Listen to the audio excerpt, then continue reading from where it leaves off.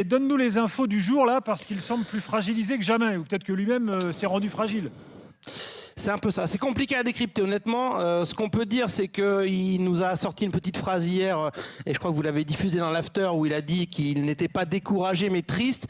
Il a pourtant clairement donné l'impression, au-delà du son, mais à l'image, enfin, on l'avait face à nous, c'était très très clair. Roberto De Zerbi, il était complètement désemparé, voire un peu paumé hier après le match.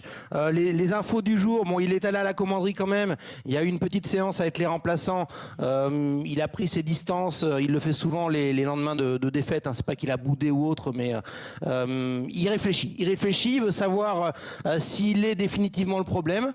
Il faut pas exclure qu'il y ait une décision de prise dans la semaine. Je peux pas l'affirmer, mais c'est pas non plus impossible. On n'a pas pu décrypter encore ses propos concernant sa rencontre souhaitée avec Mehdi Benatia et Pablo Longoria, parce que même si on a relancé une fois ou deux le coach de l'OM hier, il n'a pas été très clair sur ce qu'il a voulu dire en expliquant qu'il était important de voir Benatia et Longoria. Après, il y a un malaise dans le vestiaire très clairement entre les joueurs et le staff. Lui, Roberto De Zerbi, il se sent trahi. Il se sent trahi par les joueurs, parce qu'il estime donner énormément et qu'il n'est pas possible qu'une fois sur 3 ou 2 fois sur 3 ces derniers temps, notamment dans des gros matchs, l'OM ait cette attitude. C'est pas possible.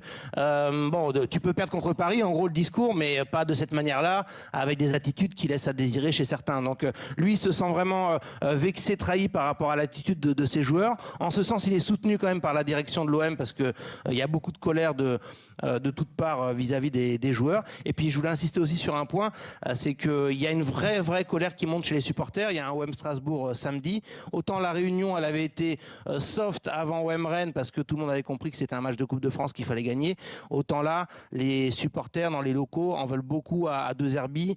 Ils commencent à pointer du doigt vraiment sa tactique, ses choix, ses consignes. Comme certains joueurs, d'ailleurs, commencent à se plaindre ci et là on comprend plus ce qu'ils nous demandent, etc. Donc en période de crise, c'est assez classique. Et donc, faut être vigilant par rapport à ça, parce que souvent les dirigeants marseillais ont aussi à cœur de répondre à la colère qui monte, voire de l'anticiper. Donc, faut surveiller cette semaine les décisions éventuelles qui peuvent être prises.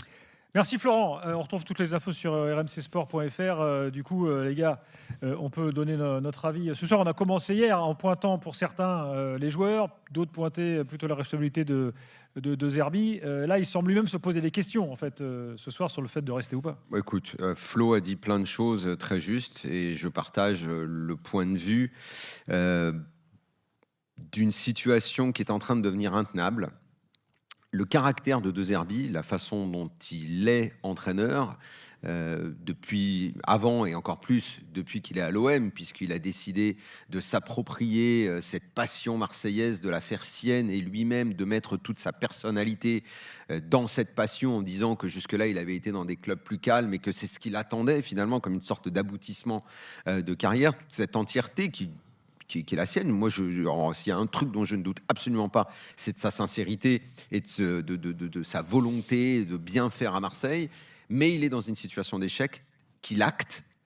Évidemment qu'il peut en vouloir à des joueurs. Moi, de l'extérieur, si j'étais lui, assurément, il y a des joueurs, honnêtement, qui me sortent par les yeux. Et je ne sais même pas si j'aurais la patience. Je suis en train de faire exprès de me mettre à sa place. Il y a des joueurs, je crois très honnêtement, je pense que j'arriverai même pas à les regarder dans les yeux tellement j'aurais envie de leur dire mais qu'est-ce que je t'ai fait pour que tu me rendes aussi peu. Alors dans ces cas-là, puisqu'on parle de management sérieux et qu'on n'est pas avec une bande de potes et tout, lui aussi il doit se remettre en question. Lui aussi peut-être que son message ne passe pas, que ce qu'il a envie d'inculquer, ce qu'il veut faire de cette équipe, ça ne fonctionne pas. Ça, très bien. Responsabilité des joueurs, je l'ai dit. Certains, Greenwood hier, je pense qu'on est au-delà de la honte. Moi, je pense que me connaissant, je crois que je m'énerverais. Je pense que je ne sais même pas comment on peut rester calme face à une telle prestation. Balerdi, c'est pareil. Je lui dis, mais toi, t'es mon capitaine, t'as rien compris au foot, quoi. Et donc, ce caractère-là pourrait le pousser cette semaine à se barrer. Oui, moi je crois à cette théorie que Flo vient de mettre sur la table. Je pense qu'il a raison. Je n'exclus pas une décision. Je ne crois pas qu'il se soit encore vu, d'ailleurs Flo l'a dit. Non, normalement, il n'y a pas eu de... Sauf si on nous cache quelque chose, il n'y a pas eu de... Je crois qu'ils ne se sont pas encore vus, pas parler. Je sais qu'il laisse filtrer ci et là que pour lui, ça ne va pas être un problème financier pour lui. Voilà.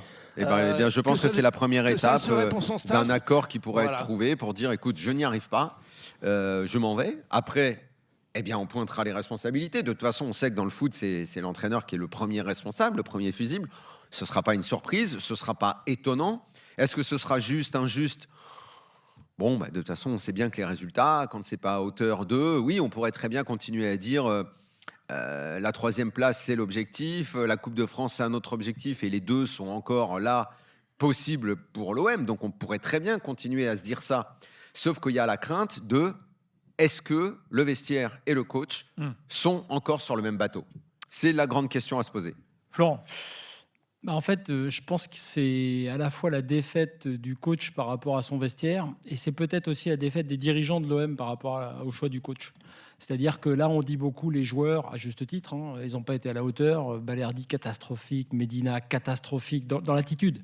J'entendais Eric Dimeco aujourd'hui dire un truc très juste sur leur façon de jouer les cadors après un but contre Rennes, de jouer les cadors vis-à-vis de Dro Fernandez, de mettre la pression, de vouloir sabrer des mecs comme dans un vulgaire match de DH à la fin parce qu'il y avait 0,5. Absolument. Bon, ça, c'est lamentable. OK. Mais maintenant, il faut dézoomer. Et De Zerbi, ça fait des semaines qu'on le dit. Quand on disait dans l'after, et on avait débattu beaucoup sur le fait que De Zerbi lui-même électrisait trop ses joueurs et surtout qu'il commençait ses joueurs à ne pas le comprendre. Flo Germain vient de le dire. Il y a des incompréhensions. Quand c'est comme ça, il y a parfois de vraies et de fausses incompréhensions. On va parler de Rennes tout à l'heure. Une partie du vestiaire, à un moment donné, lâche le coach en disant on ne comprend pas. Alors que des fois, c'est très clair. C'est parce qu'ils ont aussi envie de lâcher le coach. Bien sûr. Et c'est de plus en plus. On est dans une tendance de plus en plus compliquée. Mais parfois, ils ne comprennent pas. Gestion. Et ils ont raison de dire qu'ils ne comprennent pas parce que quand tu arrives au parc et que tu as cette tactique un peu bizarre avec 2 milieux et que tu continues avec ta défense à 5, il y a peut-être des joueurs qui légitimement peuvent se dire est-ce que c'est vraiment la bonne tactique ? Et le nombre de compos différentes de Zerbi. Oui, mais dans ce cas-là, tu tombes dans la République des joueurs que tu n'as de cesse de dénoncer. Que la tactique te gêne ou pas, au minimum, tu te bats sur le terrain, tu ne te comportes pas comme ils se sont comportés hier. Donc là, le joueur devient responsable. Le joueur est sans doute responsable, mais quand ça se reproduit de manière aussi fréquente sur des gros matchs à intensité, tu ne peux pas t'empêcher de penser qu'à un moment donné, c'est un échec aussi du coach qui n'a pas réussi à leur transmettre. Je ne dis pas le contraire. Donc je pense que s'il a perdu son vestiaire, il ne peut pas dire à la 21e journée, c'est ça, de Ligue 1 de sa 2e saison, dire c'est pas possible, ce vestiaire, j'y arrive pas, je ne comprends pas. Tu peux pas dire, même si c'est la réalité. Et pourtant, c'est ce qu'il dit. Ce qu'il dit, je ne comprends pas. Un match sur 2. Tu peux pas dire, quand j'enlève un défenseur, c'est mieux que quand j'en rajoute un, et puis derrière, faire l'inverse quand tu fais la compo contre le PSG. Donc ça, c'est la faute de De Zerbi, à mon avis. Et pour moi, c'est pas très étonnant. Et dès qu'il est arrivé, on m'a dit, tu sais, De Zerbi, il peut péter un plomb, mais on m'avait dit plutôt vis-à-vis de ses dirigeants. Ce qui n'est pas le cas là cette fois, c'est vis-à-vis de son vestiaire. La première faute, elle est quand même pour moi, pour l'entraîneur, qui n'a pas réussi avec le matos qu'il a, puisque cette fois, il a eu le matériel qu'il voulait. Et il a été co-décisionnaire sur ce recrutement. Donc c'est son erreur, il n'y arrive pas. Et si on peut faire rapidement un petit bilan, Medina, tout le monde était content. Bien sûr. Mais cet été, tout le monde était content de tout le mercato. Quand je dis tout le monde, c'est nous. Donc, Aguerd, on était content.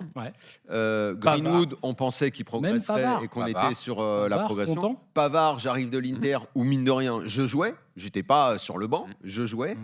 Emerson à gauche. Emerson, oui, là peut-être qu'on se disait dans quel état il est. Un peu la même chose que Timothy Weah. C'est l'inverse des autres d'ailleurs. Finalement, c'est les deux qui sont peut-être qui répondent le plus présent. Absolument. Donc le recrutement, on l'avait tous jugé positif. C'est pour ça, Daniel. D'où cette incompréhension. Alors, c'est pour ça. J'aimerais que Jean-Luc prenne la parole. Juste un détail pour finir, juste sur un truc, parce que ce matin, j'ai répondu sur Twitter. Les mecs ont ressorti un extrait où j'ai dit exactement ça. Le 31 août, j'ai dit ça y est, ils ont la défense qu'ils méritent d'avoir. Ils n'ont pas d'excuses et ils vont pouvoir être solides en Ligue des Champions et être bons en Ligue 1. Les mecs ont dit bravo. Je maintiens, j'assume. Je pense qu'il avait le matos, il a le matos. Bon, il n'avait pas Aguerd qui est son meilleur défenseur au passage, mais bon, il a le matos, il n'a pas réussi avec. Le deuxième point que j'évoquais juste, c'est les dirigeants. Je pense que tu n'as pas recruté le coach adapté au contexte. C'est-à-dire que, et je ne parle pas seulement du contexte marseillais, moi, je parle du niveau de l'équipe et des exigences par rapport à la Ligue des Champions. Je pense que là, les joueurs voient aussi un coach, et le coach lui-même le montre, qui a beaucoup de fébrilité dans cette gestion du très haut niveau. Donc, Je pense tout simplement qu'il faut reconnaître que de toute façon, quoi qu'il arrive, même si les résultats ne sont pas catins sur le papier, puisqu'ils sont aujourd'hui toujours en course pour être à nouveau en Ligue des Champions l'an prochain. Mais je pense que la question, c'est est-ce que, comme ils ont pris un coach qui était inexpérimenté dans la gestion de ce type de club, Absolument. est-ce que tu considères aujourd'hui... Ta question, c'est après Jean-Louis, parce qu'il n'a encore rien dit. Moi, je veux juste dire 2 trucs par rapport à tout ce que vous dites. Déjà, le côté, il se sent trahi par ses joueurs.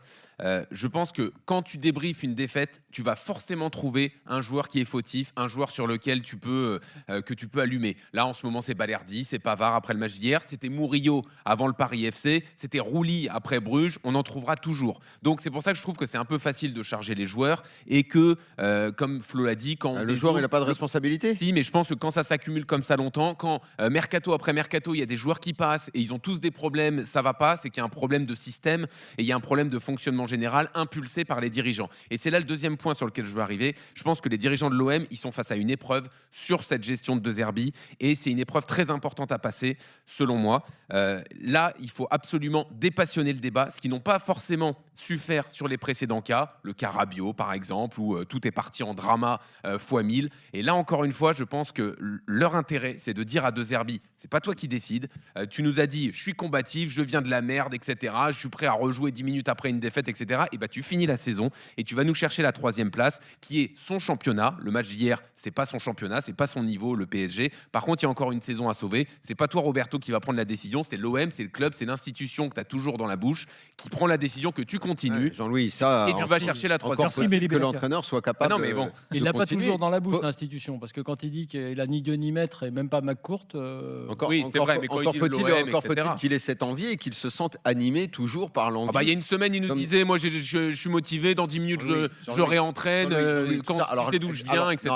Ça en revanche. À un moment, il faut que ces discours soient en lien là, je avec suis pas ses d'accord. actes. Jean-Louis, ce truc du jeu des déclarations, du t'as dit ça il y a une semaine, ça, on sait très bien dans toutes les vies professionnelles, même dans notre métier et encore plus dans le foot où ça va hyper vite en fonction d'un résultat. Tu sais très bien que ce que tu as dit il y a 15 jours, 15 jours après, en fonction de ce qui se passe et tout, je pense que il ne peut pas y avoir une ligne de conduite. C'est valable pour l'after aussi. Non, mais, Évidemment. non, mais tu peux le mettre face à ses contradictions. Si t'es dirigeant. Pour moi, c'est pas des contradictions.